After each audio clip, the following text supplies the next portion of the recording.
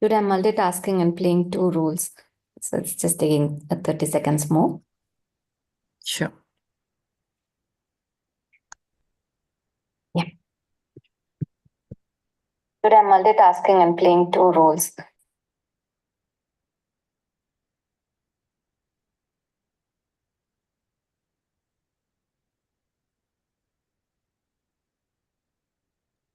Welcome to our March edition of HP Dialogues. A very warm welcome to all our participants and our EC members and our past president, Dr. Arun Chamkar. We are very happy to have Dr. Payal ma'am presenting today on the essence and crux of any medical care, that is with any medical care for a patient, that is with respect to communication. So before I hand over the stage to her, I take the honor of introducing ma'am to all of you over here. So, ma'am graduated from Christian Medical College, Ludhiana, and she completed her post graduation in surgery from PGMI IMR Chandigarh in 1992. But ma'am has been very focused on her medical education. So, she completed 3 international fellowships through the Famer University at Michigan, Famer Institute of Fellowship in Education and Leadership at Philadelphia, and MHP Fellowship at Maastricht University as well. So her areas of interest in health professions education are faculty development, curriculum, assessment, quality assurance, and facilitating change through education capacity building programs. And she has implemented each and every one of these things through her tenure in MUHS.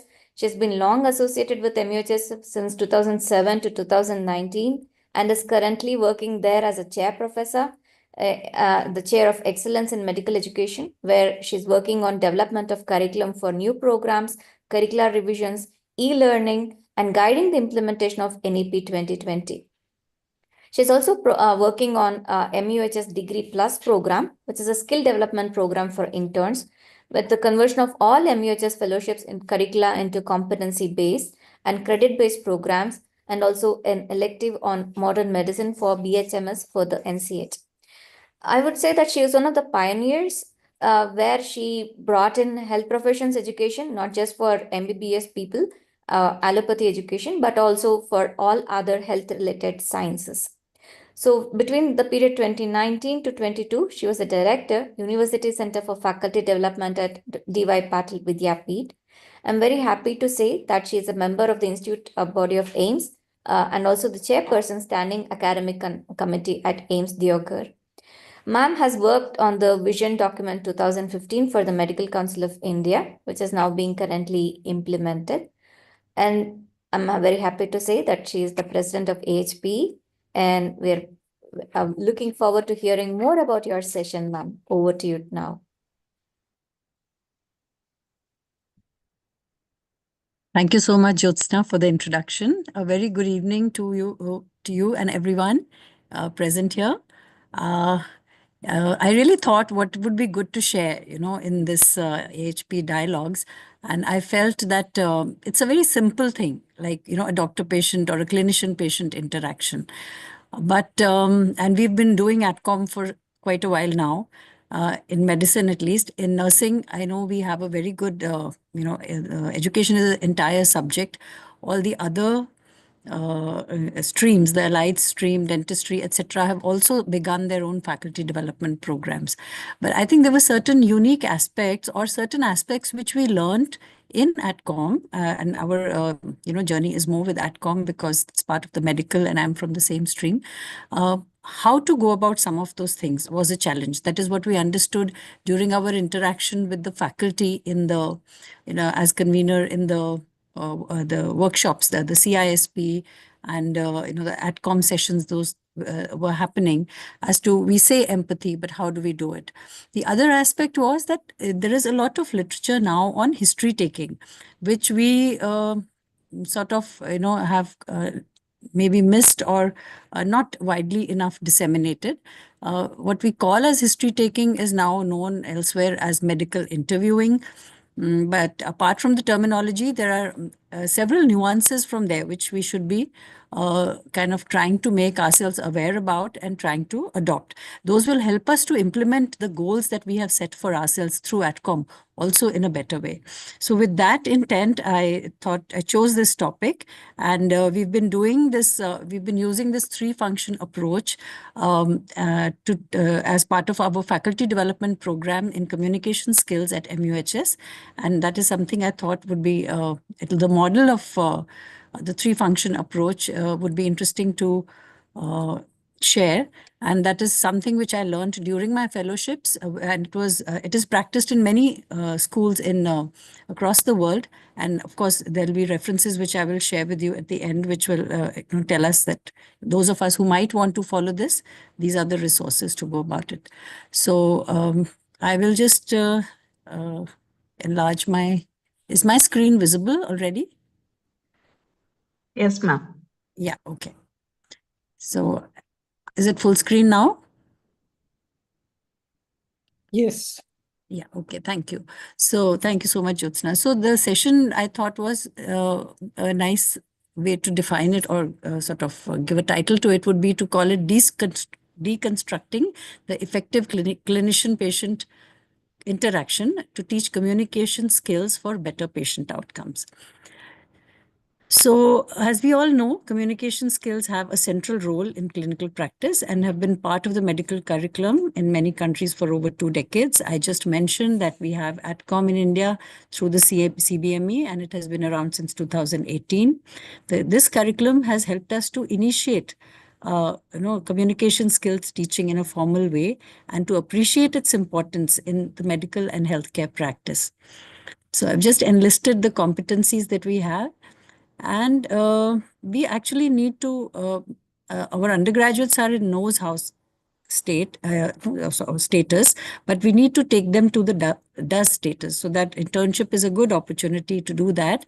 And we are trying to do that through a online module, which we have prepared for our interns at MUHS. Meanwhile, how does ATCOM cover communication? ATCOM covers ethics, attitude, etc. also. So the modules enlisted in the ATCOM booklet are these, and I'm sure all of you are aware about it. And we'll dwell more on the doctor-patient relationship today. So as I said, the doctor-patient interaction will be deconstructed to gain insights into aspects of communication that are essential for the effective clinician-patient interaction. What is an effective clinician-patient interaction? We'll take a look at that, and we'll try to explore skills to make the clinician-patient interaction a more effective and a more fulfilling experience for both patient and as well as the clinician. So I would just like all of you to go back and sort of try and remember your last visit to the doctor or any other health professional for an ailment. Can you try and remember what was best about the interaction? Were you satisfied? What could the doctor or health professional have done better?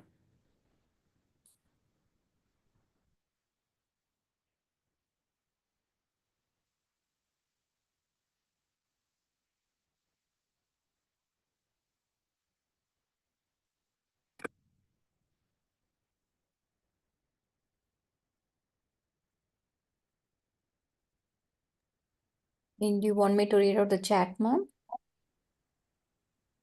Yeah, if you could, that'll be helpful. Dr. Abhishek Das says the smiling, calm face was memorable. They probably could have been more interactive. Thank you.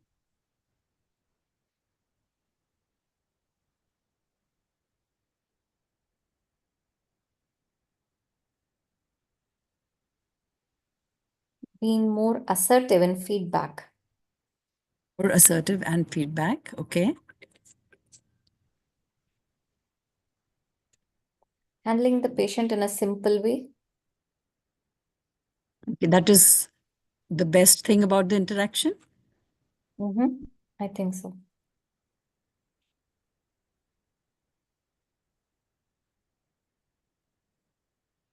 Shilpa had a very positive experience with her doctor. Explain the treatment options, giving confidence through their action. Listening fully was the best part. Listening fully, very nice. Yeah, explaining what needs to be done. Mhm. Anything that could have been better? Or any part of the experience that you did not like? I think the first response said that they could have spoken more, right?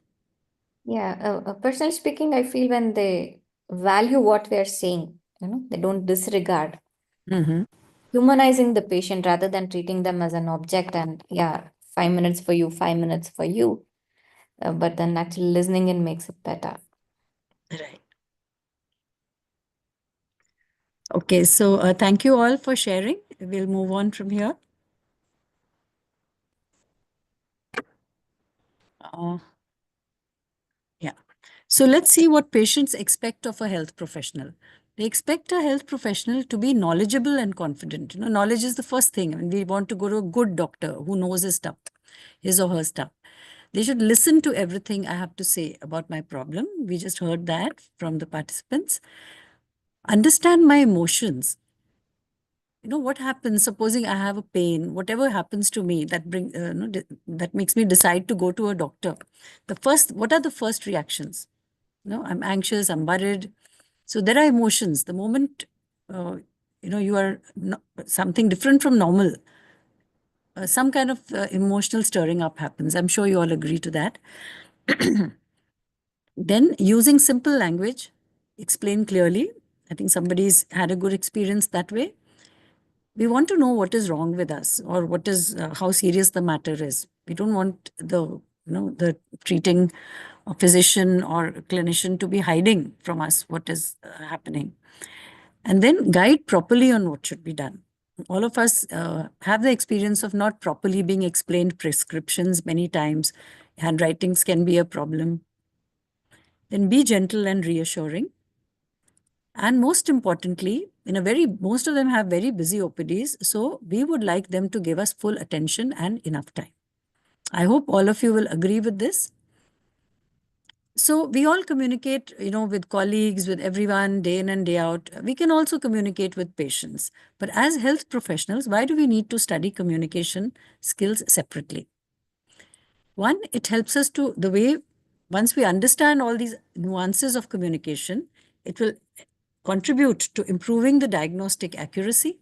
It will increase patient and physician satisfaction. It enhances the efficiency of our treatment or dealing with them and their recovery, enhances health outcomes, reduces malpractice claims. This is from Western literature more. Now, of course, we have a lot of that in India as well. It enables delivery of quality healthcare.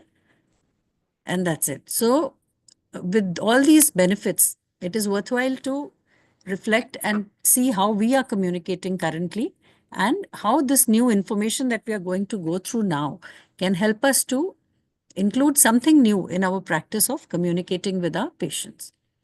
So we just reflected on patients' expectations from their doctor or health professional. Now we will go on to dwelling a little bit on the differences between history taking and medical interviewing. Then we will go on to explaining the importance of communication skills in establishing an effective relationship between the doctor and the patient.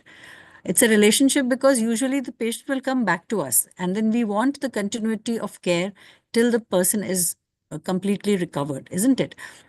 Next, to diagnose the patient's problems, the communication skills are helpful to educate and motivate the patient for treatment recommendations. Appreciate the role of the three-function approach in effective medical interviewing. So all these factors are covered in the three-function approach, which I'll just go ahead with sharing. Now, just a word about history taking versus medical interviewing. The traditional approach, as we all know, we focus on obtaining information that relates to the symptoms, history of the present illness, and then going on to finding out more specialized history, systemic history, family history, and all that, and then trying to make a tentative diagnosis followed by the examination.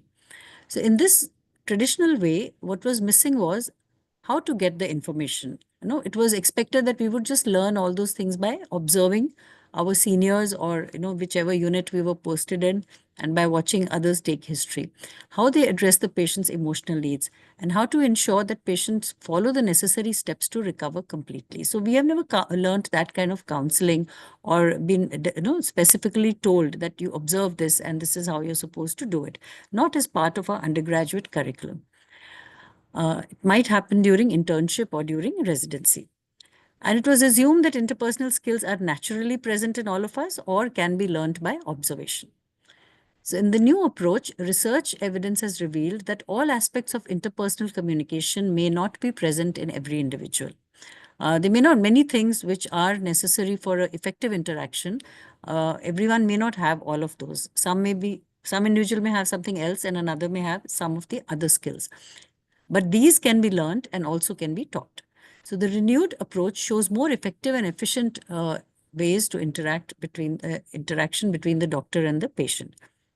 For the physician, the patient's story is the most important contributor to the diagnosis and decision making, as this has been proven by a lot of research on communication skills actually, which happened a good 30, 40 years ago. So in order to see whether all this theory that you read as part of, say, the newer approach to history taking or medical interviewing, is it really applicable to us? So we thought we would try to test it out in our system. So we created a questionnaire to test what aspects of communication clinicians value as being important in a doctor-patient interaction. So we surveyed medical practitioners who attended, they had come to attend a communication skills workshop. And before we actually went ahead with the workshop, we asked them about how they communicate. So there were 156 attendees. It was a large group kind of experience. A nearly equal mix of public service officers and private practitioners. So they said the data showed that about 71.5% doctors see up to 10 patients per hour. This is a situation in our country. And 28.5 said they saw more than 10 patients per hour. Even some one or two responses even said more than 50 or up to 50. Not surprisingly, 50% said that they greeted the patient briefly and then proceeded with the information gathering. 15% actually acknowledged that they do not greet but directly go on to asking the history of the present illness. Most of them said that they spend good time listening to the patient, or good percentage of time listening to the patient and establishing rapport, and least in communicating back with the patient after the interaction. So as soon as we've made the diagnosis, written out the prescription, and then we hand over the prescription, and that's it. That was mostly how most of us do that, and we can identify with what they have reported. We also asked them how important these various tasks, which are part of communication, were. So allowing the patient to complete an opening statement, use language which the patient will understand, listen to patient completely and patiently, and ensure that the body language conveys listening, whether it's eye contact, facial expression, etc. So these tasks were thought to be the most important. The tasks which they thought were least important was introducing themselves, explaining each step of to the patient when the physical examination, like demonstrating respect to the patient, checking accuracy of the patient's understanding. Has the patient understood? Many times we tend to use jargon without realizing. So has the patient understood? There may be language issues. So this was kind of rated as the less important task. Summarize what you have heard to confirm that you understand the patient correctly. So sometimes, the patient says something, we may be interpreting it in a different way, or we may have missed out something because of getting distracted. So it's one of the good steps of a good doctor-patient interaction or a clinician-patient interaction will be to summarize that this is how I understood what you're saying, which was by them not perceived to be important. Tasks which were important, and then we ask them that, do you perform these tasks? So the tasks which were important but not sufficiently performed included greeting the patient, and addressing appropriately, allowing to finish opening statement, checking the accuracy of their understanding, and including patients' views in decision making or allowing them to make decisions. So all of these were of significant p-value. So it kind of showed that there is ignorance about important steps when it comes to communicating with patients, and it has implications for health outcomes. So the role of communication extends beyond doctor-patient interaction. It has effect on motivation, compliance, satisfaction, and outcomes. Medication non-adherence and non-compliance are public health problems. So the component where, we just write a prescription and send them off. The component which is after that is an important component which is still missing from our curriculum. So there are various models, and you can see the names over here, out of which we found that some of them, when you go through them in detail, they are all, built or developed in the Western context and the kind of the way culturally they communicate. But we found that the three-function model and another one was the Maastricht University model were more generic, and they could be implemented across cultures. And we chose the three-function model to go ahead with delving more into, and we actually did a FAMO project with it. So what do we teach our students about communication, or what should be our learning expectation from the students? As part of our existing curriculum, we expect them to recognize the importance of communication and communication skills.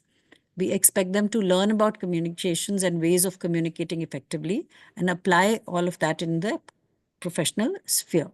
Communication is effective when it gets the desired action or response. And we have just listed the kind of response that we are looking for. So now moving on into the three-function approach. Are there any questions at this point? I'll check the chat, ma'am.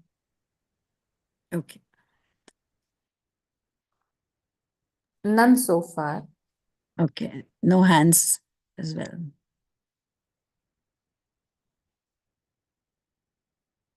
So the biopsychosocial model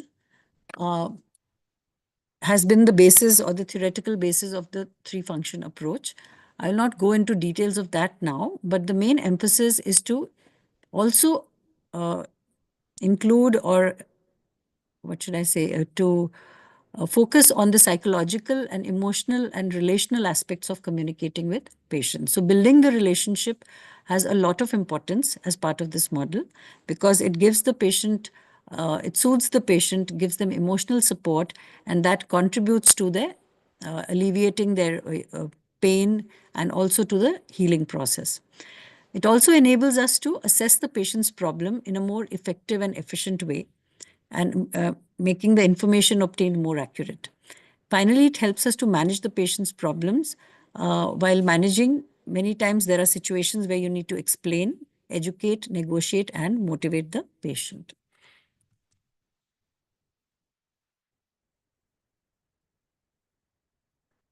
So these are the three central functions. Building the relationship includes developing rapport and responding to the patient's emotions. How do you do that? We teach the students, do this, but then how do you do that? History taking, yes, we collect information accurately to arrive at the diagnosis, and then again communicate effectively and efficiently. So let us go on to function 1, building the relationships. Why is rapport building important? What are the skills that help to build rapport with the patient? What are the components of each skill? How can we need to observe these components in a clinical settings? Once we are aware of them, we will be more observant. Then use the skills to converse with patients in clinical settings, and appreciate the value of rapport building skills in effective clinician-patient interaction. So these are the objectives for our students when we are trying to teach them about the rapport building skills. So now again, I will ask you to reflect on your visit to the doctor and share your feeling, how you were feeling with the illness you had when you took the appointment or going to the doctor. Can you define or put a word to your emotions. So please share in the chat.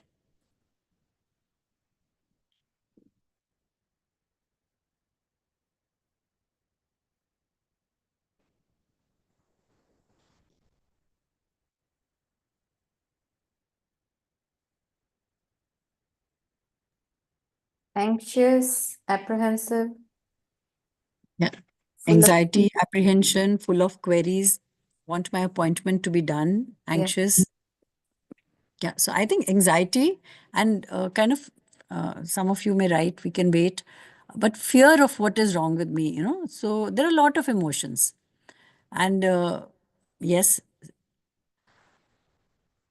that something serious may be wrong with me. So the first thing is, if the doctor pays attention or is able to recognize my emotional state, half my problem goes away.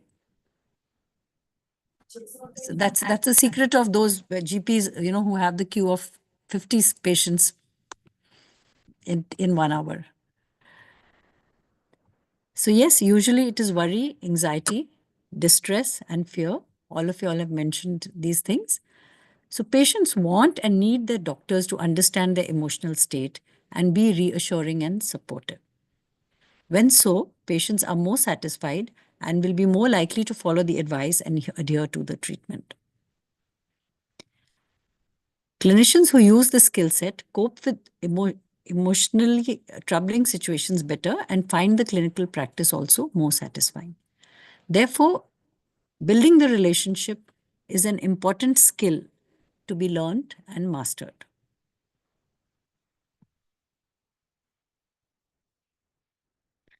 A set of emotional response skills is something now we are going to look at.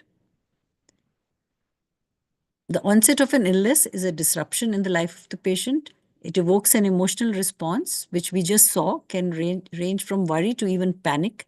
The emotions, very importantly, affect the patient's ability to think with clarity, listen, narrate their problem with accuracy.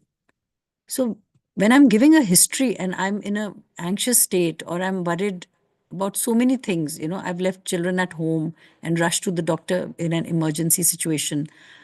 The anxiety of it, I'm upset. So everything, the emotions cloud my memory, and the history can sometimes be inaccurate unless we calm and soothe the patient and then are able to elicit a better history. And that obviously will affect the further plan of action or course of action with the patient. So now, what are the 5 relationship building skills? We generally we have taken all these sessions for our students. What are nonverbal skills? Then what is empathy? Then offering support, offering partnership, and respect. So these are the 5 relationship building skills, and they are used throughout the interaction, not just the history taking, but even later on when you're, after having diagnosed, you're planning the treatment of the patient with them or their family. So nonverbal skills are the single most important determinant of the overall quality of the clinician-patient interaction. We all know body posture, facial expressions, and eye contact are important. The level of interest of the doctor, both while listening and talking, is communicated non-verbally. So we can't look preoccupied. It's good before allowing the patient to come in to brace yourself and be mindful of your non-verbal skill and body language. Research shows that eye contact helps to detect emotional distress in the patient, and the physician can respond immediately. The immediate response is is helpful to the patient. So clinicians with high nonverbal sensitivity score are found to have better patient satisfaction. Open body posture, leaning forward, also is shown to have better patient satisfaction. So there is research evidence to support the attention that we are trying to give to the nonverbal skills. A clinician can get several clues about the emotional state of the patient by observing facial expression, body posture, movement, etc. Comfortable eye contact, active listening, and non-verbal responding, like nodding the head, hand gestures, can be used to communicate support without needing to interrupt the patient. We'll come to interruption in a little while. So when we interrupt the patient, their train of thought gets interrupted. So it's good to demonstrate our understanding of their situation to them with the help of non-verbal communication. Additionally, tone of voice and rate of speech also can convey emotions. Now, empathy. I think before we go on further, I would just like to understand from some of you or all of you as to how you teach empathy. Like we have it as part of our ATCOM. So we define empathy, putting ourselves in the person's shoes. Today, we actually had a session on communication skills. And one of our very senior teachers said, to put myself in another person's shoes, first I have to remove my own shoes. So how do you achieve that? How do you when you want to teach your students empathy, do you demonstrate it or you just tell them what is empathy, or what do you do? Can we have some answers in the chat?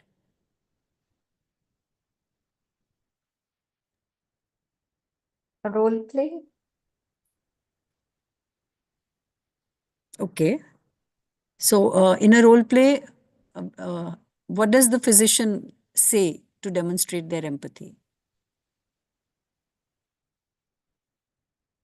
The methods are fine, but what will you actually say to demonstrate empathy from your own clinical situation?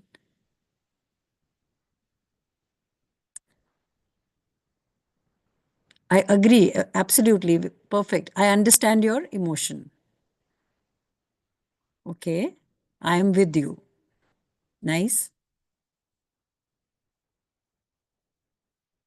I understand what you're going through. But with many of us, we may feel the empathy, but we don't know what to say. Do some of you experience that? If not today, many years ago, did you feel that way sometime? Do you think a new student might feel that way? Or in the student days?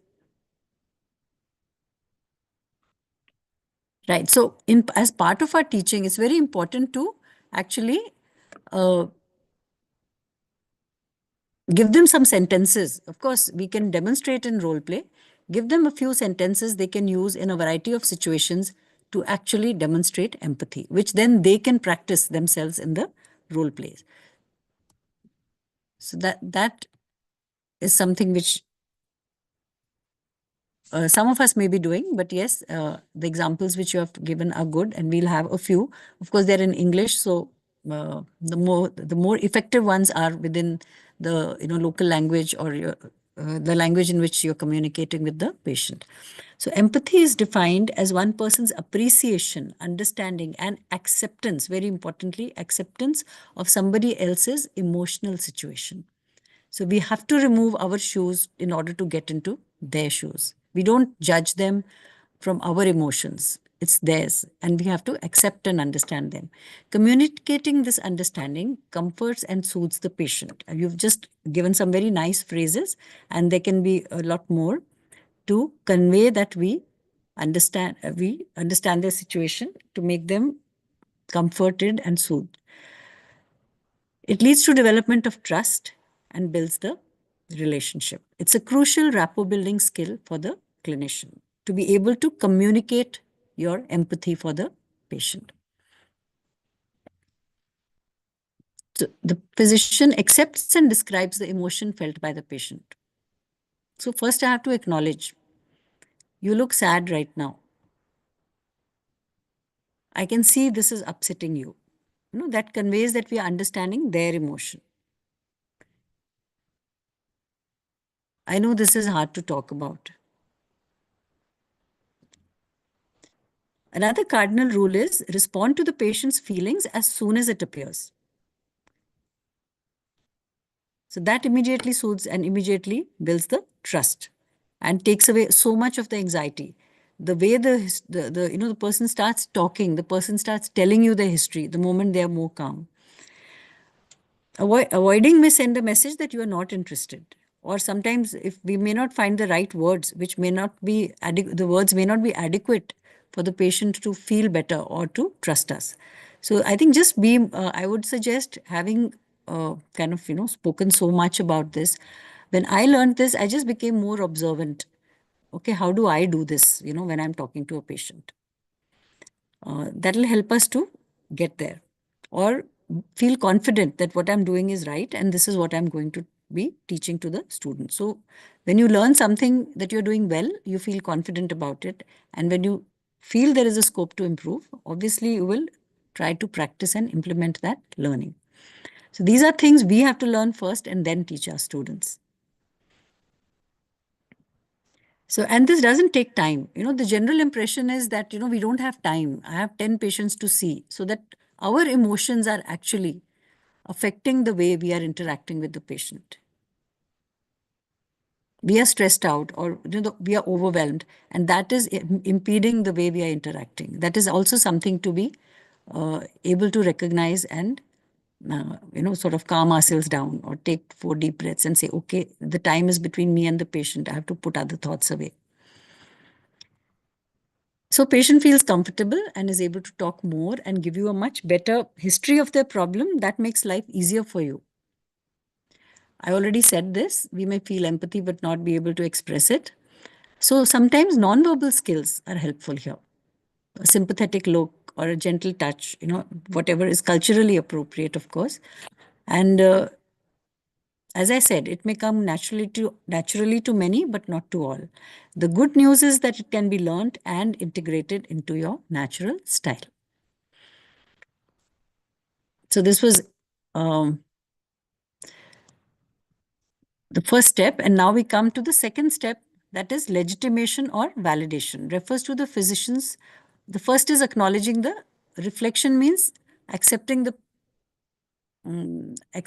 emotion and being able to recognize and describe the emotion of the patient. That's the first step.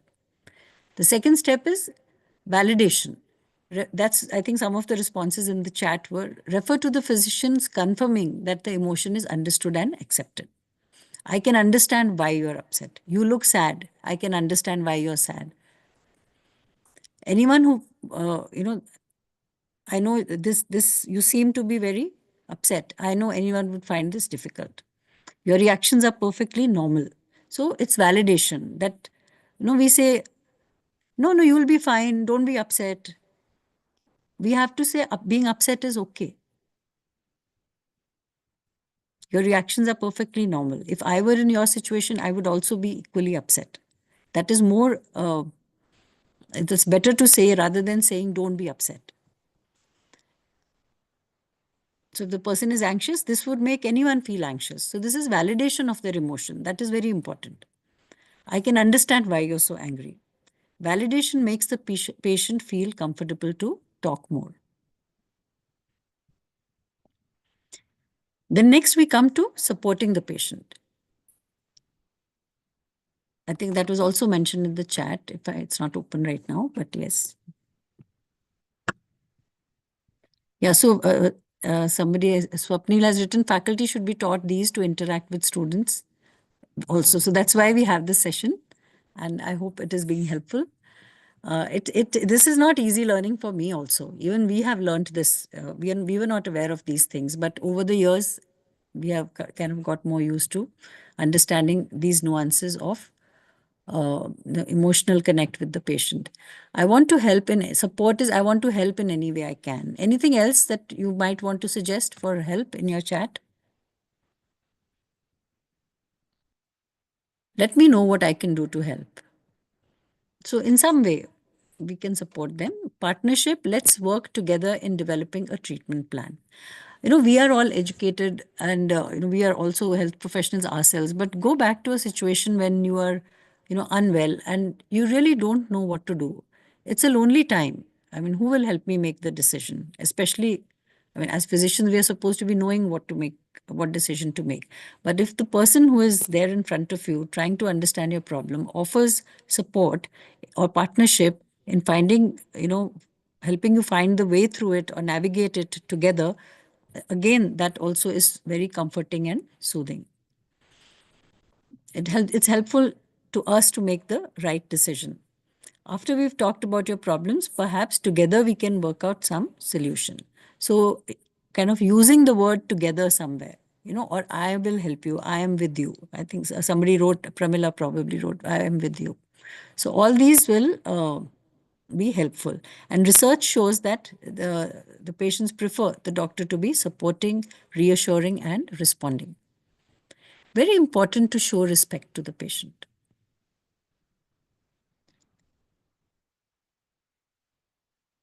I admire how well you cope with your uncertainty. Despite feeling unwell, you're still able to carry on. So some appreciation that, how they are weathering the situation very bravely and still, holding strong. These other ways to communicate can be attentive listening. When listening is a way of showing respect, making eye contact tells them you're interested. Non-verbal cues, leaning forward, nodding your head, genuine listening should get conveyed through your body language and conveying some appreciation. So these are different ways of showing respect to the patient. So there's some things might have been a bit repetitive, but I think it's important to re-emphasize so that just for the sake of its importance. So the summary of building a relationship is clinicians respond to emotions, determines the clinician-patient rapport, the nonverbal skills, empathy, support, partnership, and respect together used give statements from us to the patient with true feelings, which can be powerful facilitators of improved communication and rapport between clinicians and patients. With practice, these can be integrated into our natural way of responding to a patient. Now, let us come to the second aspect, which we normally call as the history taking and examination. Now, in the books on communication, another way of saying it is assessing the patient's problems. So here it's mainly about information gathering and getting the details of the illness. So as per literature, medical history contributes 60 to 80% of the information needed for accurate diagnosis. So the history is important. In spite of all the technology and other advances that we have had over the last century, medical history taking still remains important. What the patient tells you is more important than either of the other ways of getting the information. There must be sufficient relevant information skillfully obtained in an accurate and time-efficient manner. If there are 10 more patients waiting to be seen, this goes without saying. Long ago, Sir William Osler said, listen to the patient. He's telling you the diagnosis. So listening has a very important role. Fortunately, our physicians, as per the survey that we did, they do listen. But then there are some problems there. Non-verbal listening behavior like eye contact, attentive posture, leaning forward, etc., nodding, always showing interest has a powerful effect on the flow of information. Style, as we all know, open-ended questions encourage the patient to narrate the problem. It shows the clinician's willingness to listen to them. They're allowing them to talk and adds to the accuracy of the diagnosis. And closed-endeds can be later on, where when the patient has finished telling their story, then to close, some of more information, you can use closed-ended questions. Very important to let the patient complete the opening statement. In one study, in 75% of cases, physicians interrupted their patients within the first 20 seconds. Once interrupted, they are unable to continue and information loss occurs. When uninterrupted, mostly they will feel complete. When uninterrupted, they complete that in less than 1 minute. So it's just a psychological thing that, we don't have time. Just take a deep breath, allow them to finish. So in this, a good way to do this is that the patient knows what's happening to them. So here patient is the expert. Interruption impacts the quality of information. So remember these two things and keep on listening, and patient will give you all the information. Then sometimes you may need to facilitate the information sharing, whether because patient is anxious or they're scared, or they may have some reason for being hesitant. So facilitation can help. Then asking clarifying questions if something is not clear. And then later on, as I said before, you can go on to the closed-ended questions. So this technique in some places called open to close cone. This is just for information. I wouldn't like to use too many technical words. Then very important, after you have heard them out and gathered or synthesized whatever you heard in your mind, it is important to check for understanding. It has been found that it is the most important but the least used skill. The likelihood of missing information is high, and therefore summarizing in short and asking if you understood correctly is a very important thing to do. Then what else? George Engel, who's a pioneer in medical interviewing, said that what else is the most important question to ask? Patients are often anxious and they will keep on, telling you many things, but they'll keep on holding on to what they really want to say, and for whatever reason, there is some hesitation. So till you are satisfied that patient has shared everything, or even otherwise, it's good to ask what else. So in summary, open-ended questioning, listening without interruption, non-verbal listening behavior to avoid interruption during the first minute, facilitation with further open-ended questions, closing the cone, checking for understanding by summarizing, asking what else. So 7 steps when you're taking the history or gathering information from the patient. All through, be watchful for the emotions and respond immediately. So for emotions, the response should be immediate. That's another something to learn and sort of, gradually it should practice so that it becomes a part of our internal, no, our subconscious or natural response. So 5 points in building relationships, 7 points in gathering information or understanding the patient's problem. So research has shown that communication patterns of many physicians are deficient.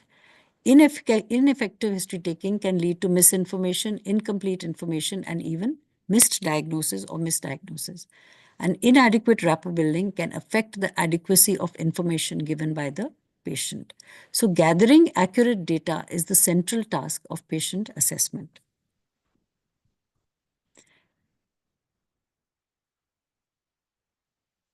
I already said this, so I won't say it again. So now let us come to function 3, which is managing the patient's problems. So now this area actually is not been taught or dealt with adequately as part of, we didn't probably internalize that enough to be recognizing the need to teach this to the students. As I said, medication non-adherence is a public health problem. For appointment keeping, lifestyle changes in diet, exercise, there's so much of non-communicable disease burden now. Even when treatment is planned with the patient, between 22 to 72% of recommendations, as shown by research, are this is the range of what recommendations are followed. So at times it is only 22%. The more acute the illness, the less chance that the recommendations will be followed. The more acute it is, the more is the emotional distress. Therefore, the chances of not remembering what the doctor explained, or not if we haven't communicated enough, the patient doesn't trust what we have told them. There could be many reasons, but the acute illness are shown to be related to more of non-adherence. It's not only the patient, but the society that is affected because of work loss, economic cost to family, etc. So adherence is very important. Ignorance about illness or not fully understanding the doctor's instructions can be other reasons. So we need to educate the patient about the illness and we again double check if we have explained the medication, have they understood it correctly or not. So what are our goals when we are trying to, when we start managing the patient? We have to achieve patient understanding, that they have understood what is happening to them and what is the treatment that is going to be given, and how a plan is there for, or how it is going to help in their recovery. So involving the patient in the treatment process, motivation of all patients, especially non-adherent patient, to cooperate with treatment plan. So how do you motivate patients? Uh, we have videos, but those were in Marathi, so I have not included here. So now is your turn to speak. So now you are the expert. Earlier, about their illness, patient was the expert. So in this, the flow of information is from the clinician or health professional to the patient. What requires to be given to them could range from, as I already mentioned, educating the patient, explaining a prescription or medication, explaining the need and getting a commitment for follow-up, and motivating and negotiating for behavior change or adherence. So when you educate the patient, we understand their perceptions of the problem. Maybe they already know enough about it. We don't have to tell them what they already know. We can just check for their understanding. It just makes it more efficient. We need to tell them a basic diagnosis. We expect them to tell us what is happening to us, respond to the patient's feelings about the diagnosis, check their knowledge of the illness, provide details of the diagnosis in simple language. So we have done a kind of a OSCE station of interns to counsel a diabetic patient. So in that, it was actually amazing to see how much jargon they use. They've learned their facts very well, but they could not explain it to the patient in simple language or without using the technical words of the medical language. So that's a real, it's not just assumed, it is real. Checking the patient's understanding of the problem, again, I'm emphasizing once more. Then negotiation of a treatment plan. So we have to give them the baseline information, the treatment options, describe the treatment goals, check for understanding, find out their preferences and commitments, negotiate a plan cooperatively, find out how the patient will adhere to the treatment plan. Do they have the money? How far do they live? Can they come back for follow-up? Plan for prevention of relapse. So all these aspects are not yet part of what we are. We may be doing that in our daily work as clinicians, but this is not being covered as part of our communication teaching that we are doing for the students. Motivation, there are 7 steps. Check for adherence, diagnose the adherence problems as to why they are non-adherent.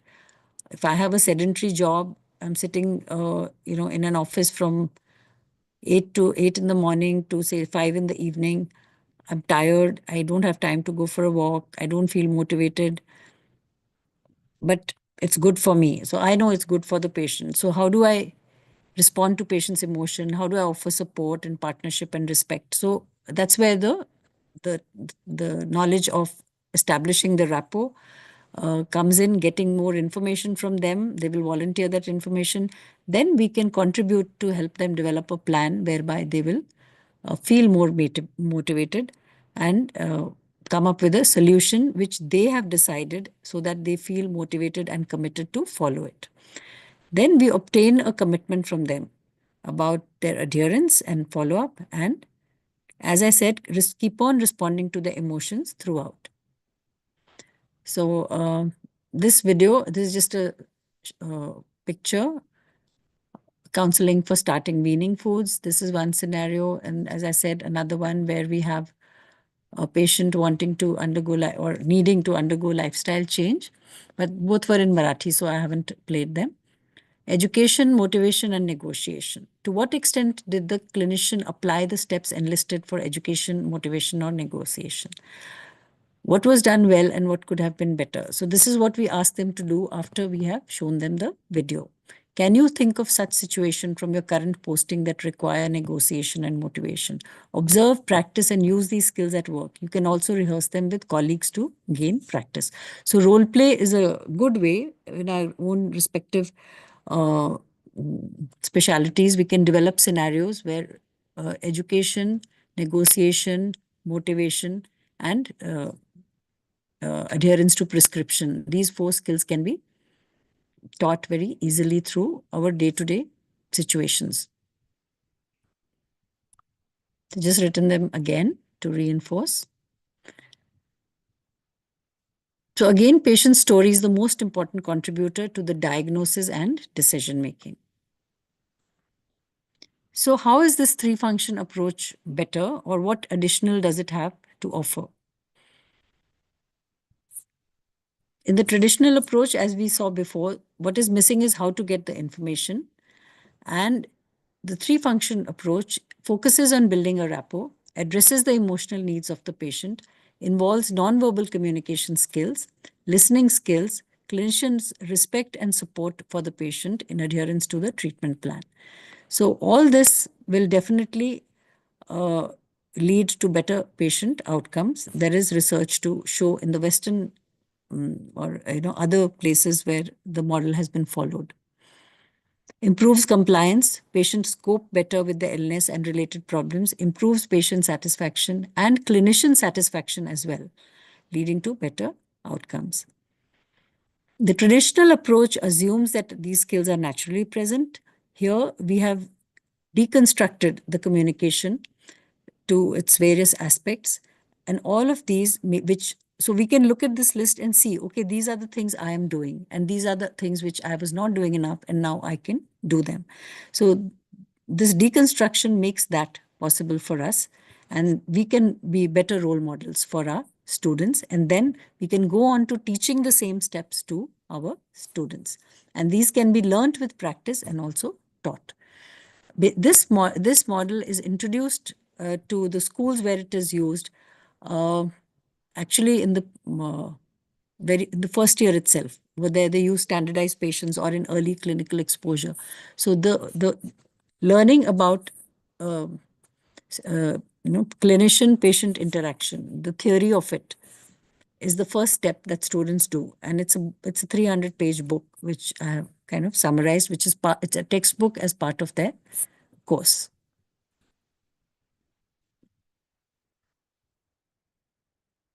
So why the three-function approach is helpful? Because why it is, it gives an added, or it's necessary because, when you see an elderly person, like if you see your mother or mother-in-law cooking, not us, I mean, now I can say that about our children. So after 20 years, you learn, you become an expert. So you are able to cook without actually using measures and things like that. You can see senior surgeons, it looks like when they dissect, it's like the, anatomy book opening and closing. But when you're a fresh surgeon, your hands are still trying to learn how to be steady, etc. And therefore, knowing the actual the breakdown of steps that led you to learn and become the expert is important. So we have to learn the walking steps in order to be able to balance ourselves and walk properly. So this breaking it down helps the students to understand that this is like, it doesn't overwhelm the student when they know that it is a skill to be learned and a skill to be learned in steps. Otherwise, seeing a clinician communicating very effectively and they not being able to do it or not knowing how to do it can also be quite intimidating for them. So it is important to know and understand that it is an acquired skill over many years with experience, the way the experienced clinician communicates. So this breaks it down and tells us that we can practice and learn these skills. So it differentiates basic skills from the higher order skills, and the higher order skills automatically come with practice and more understanding of the, your area or your subject and the experience gained with it. So with this, I think we come to the end of the session. I've spoken enough. I will just leave the slide on for you to read the summary. And there is a structured skill set to obtain the outcomes that we are looking for in terms of better patient outcomes.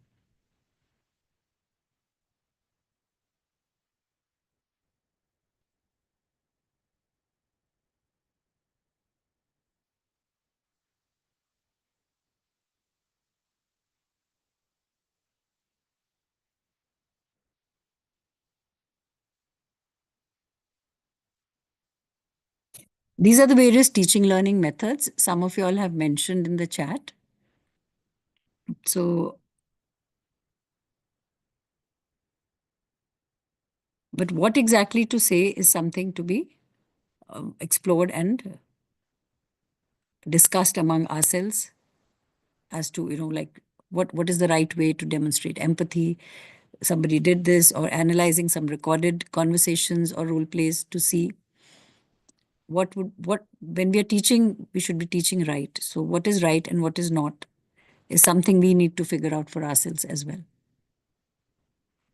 This is the book. It has its 3 editions. We use the previous edition, which is the middle one, and the new edition has just come out, and it has got a lot of acronyms, and it looks more complicated.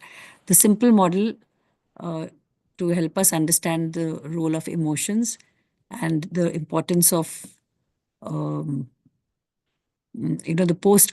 after the diagnosis, the communication required for further bettering the outcomes for the patient. These 2 elements were important. So we have come up with the online module also on this, and with all resources from our department at MUHS. We don't have it as part of this, but we have also got a module from the armed forces, which we use in our online component for interns with due permissions, and with faculty from our students from one of our School of Healthcare Administration have supported us in making our videos too. So thank you very much.